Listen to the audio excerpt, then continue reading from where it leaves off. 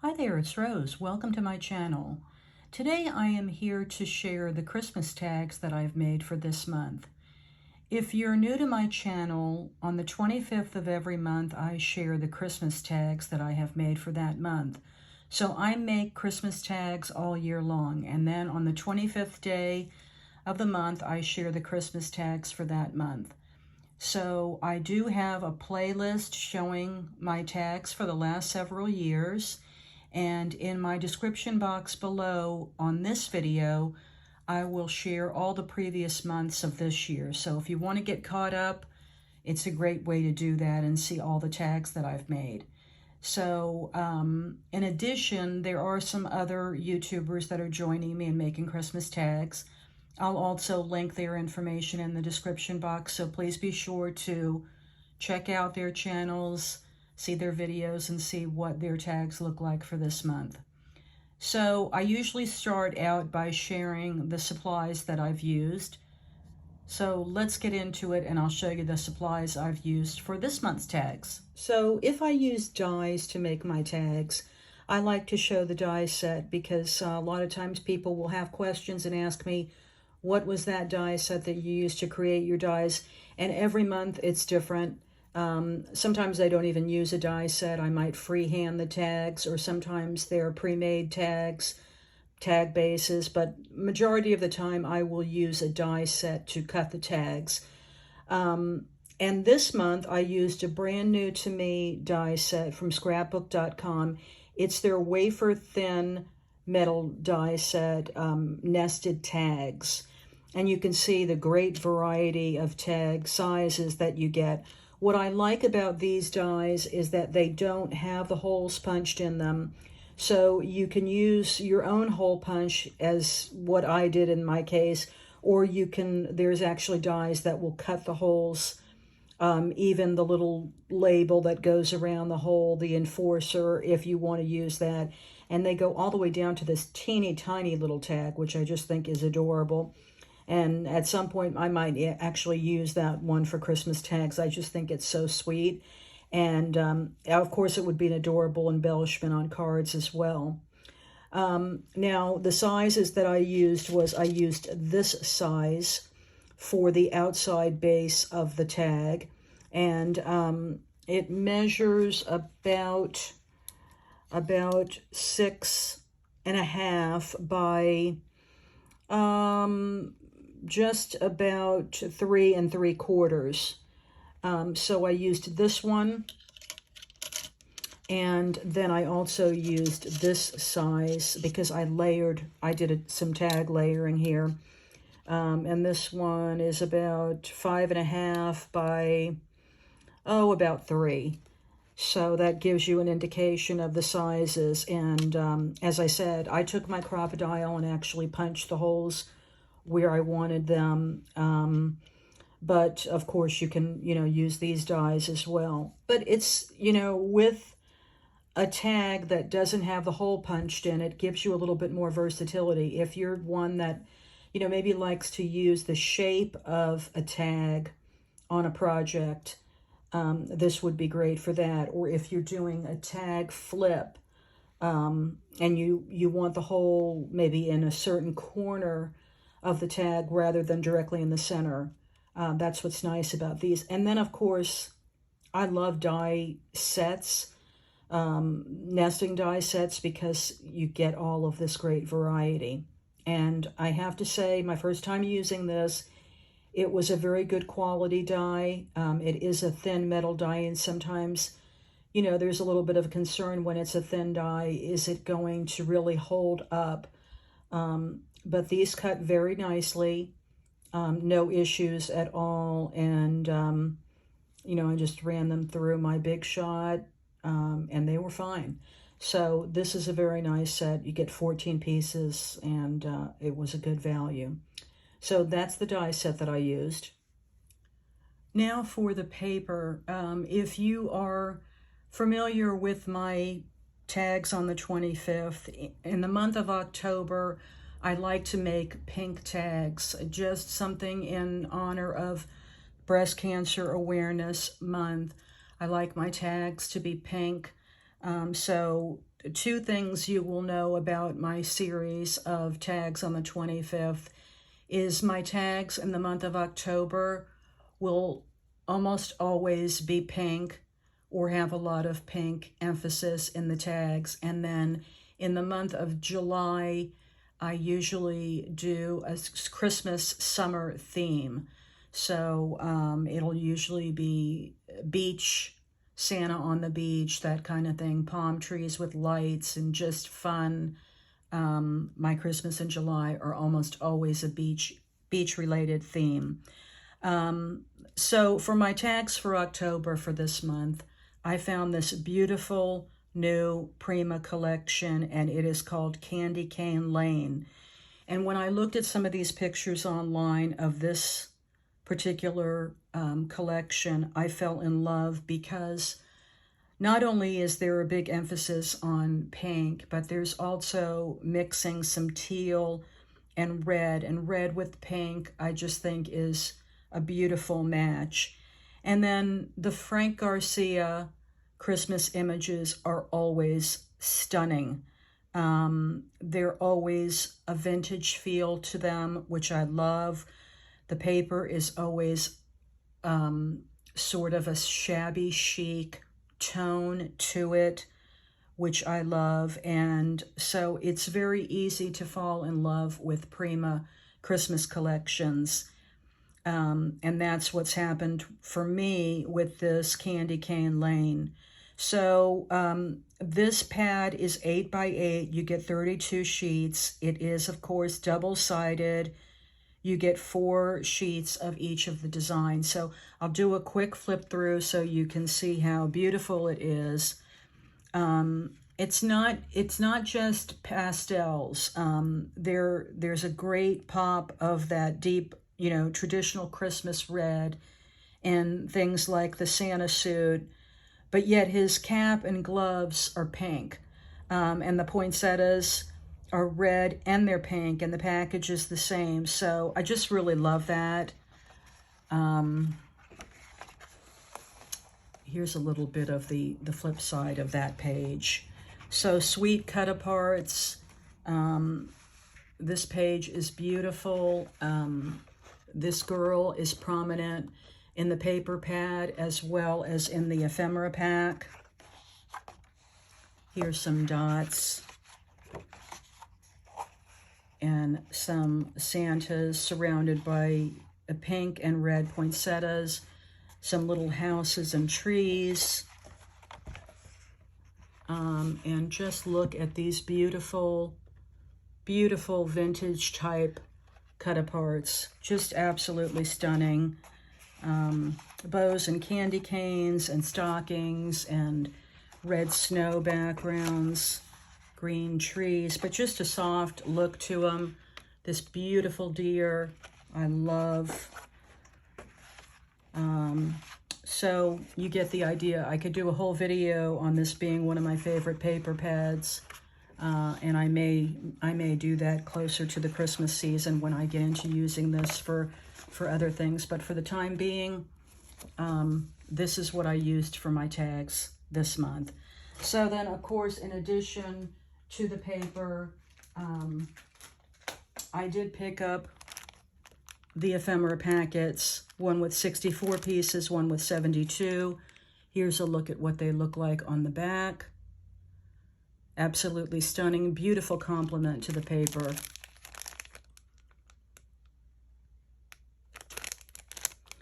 It's very hard to resist these ephemera packs when you pick up the paper pad because they're perfect.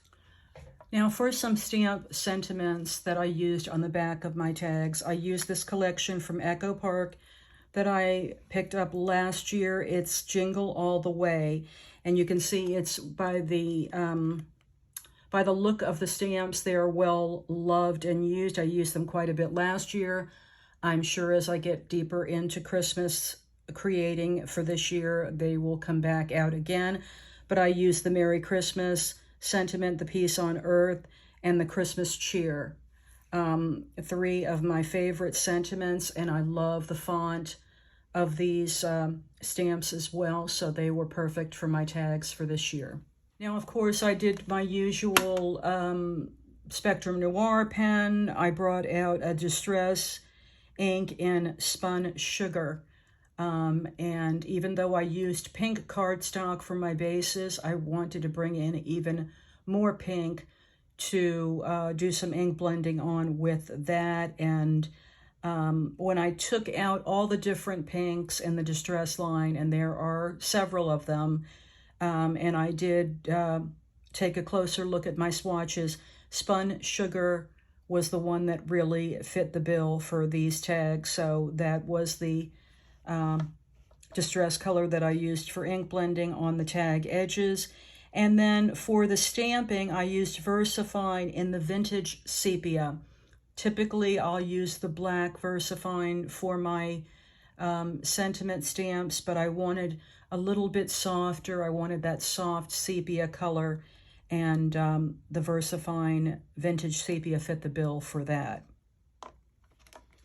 I brought in a couple of paint pens for some splatter. I brought in a gold paint pen to rim the edge of the tags, and then, of course, some bling, my typical go-to Stampin' Up! Little rhinestones that I like to embellish my tags and cards with. So let's get into it, and I'll show you my tags for this month. So here's a look at my first tag, and you can see I used the heavyweight pink cardstock for the tag base, and then I used that Prima paper for the second layered tag. And I, of course, popped that up on foam tape because I wanted that dimension there. I took the paper and I rimmed it in gold, a gold paint pen all around the edges. This is where I used the Spun Sugar all around the sides of that larger tag. And then I layered the embellishments. I added, of course, my Spectrum Noir for the glitter. I used some stickles for additional shine. And these are from the ephemera pack, these beautiful candy canes. And the poinsettias in red and pink are just stunning on that background. You can see a few of those Stampin' Up! Rhinestones, along with, again, some little starbursts in gold, which this paper doesn't have a lot of gold foiling or anything like that to it. But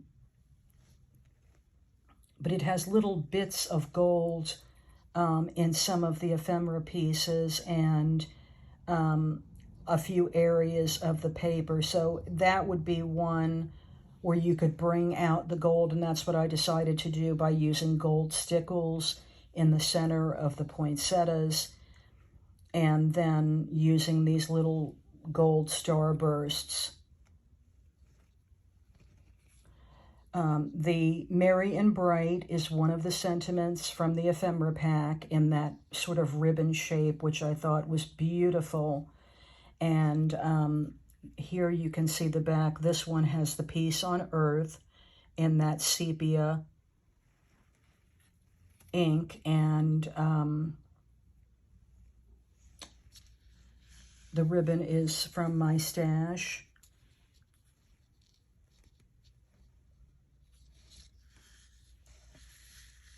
So that's my first tag. Now, I knew when I got the paper collection that I wanted to use this girl on one of my tags. She's featured on several pages of the paper pad, and I just thought she was beautiful. Classic 1940s, 1950s vintage Christmas girl that you'll see in a lot of the old Christmas decor and advertising, and just absolutely beautiful with her little pink snow bonnet. What I did with her is I added the stickles around the bonnet, and then in a few other places on this first layering tag as well. Again, wanting to bring out that gold that would be in the Christmas tree and this bow. But again, the combination of the pink from her hat and the ribbon on the package and the poinsettia was just perfect. And then I wanted to use that beautiful red bow from the ephemera pack. So again, the first base of pink of the tag is layered with the spun sugar. It almost blended on this cardstock. It almost takes on that a little bit of a darker tone, almost looks extra vintage, which I love that about it. This one again was lined with that gold rim from the paint pen, and then a few of the Stampin' Up! Rhinestones here and there just for some additional accents.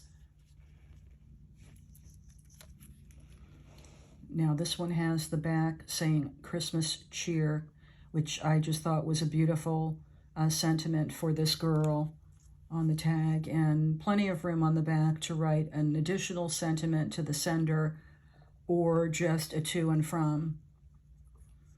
I like the size of these tags as well. They really would make a nice statement on a package or on a gift bag.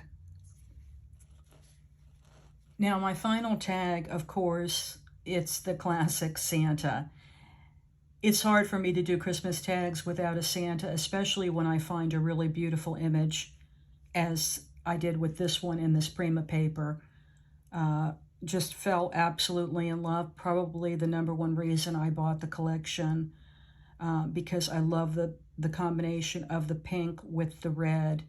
As I said, his hat and gloves, and then this red suit. Just is ideal for me with my October tags. So what I did with this tag is, again, I rimmed it in the spun sugar all around the edges, and then I did the same thing. I popped up that layering tag with the foam tape for the dimension, and then started laying on the Santa, positioning him where I want, gluing him down, and then recognizing that I wanted to pop up again the Holly, Jolly, and Merry, which was the perfect banner for the Santa. Pop up to the package, and then popped up and added the mints. I thought they added so much whimsy and fun to him, but when I finished and I had glittered up his hat and gloves and the packages and added some stickles to the center of the candies, I still wanted more on this particular image, and so I took out a white paint pen and added the snowdrops. Originally, I was going to do splatter, but then I was afraid that it was going to obscure parts of Santa that I didn't want really disturbed, like I didn't want any splatter on his face. I could have masked it, but rather than doing that, I just took my paint pen and just did the snow dots that I wanted, where I wanted them, and the size that I wanted them. So I wanted a few on his coat and boots, a couple on the packages and on the candy, the poinsettias, and then primarily around the base, because I wanted this particular tag to really stand out with that sort of like the snow flurry. And just imagining Santa in that winter scene outside with the poinsettias. So he, of course, is from the ephemera pack, but this sheet, in particular from the paper pad, I thought was a perfect backdrop for this image.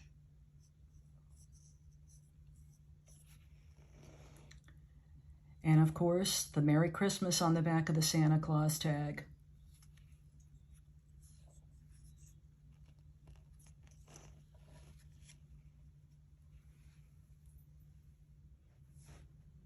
So those are my 3 Christmas tags for this month. I hope you enjoyed taking a look at what I created for my Christmas tags on the 25th for October. And if you're new to my channel, I hope you'll consider hitting the subscribe button. Please be sure to check out my description box, visit the other crafters that are joining me in making Christmas tags all year long, and check out my playlist for my Christmas tags for this year and for the past several years. So you can take a look at some other tags that I've created and maybe get inspired to make some Christmas tags as well. Thanks so much for watching, and I'll see you next time.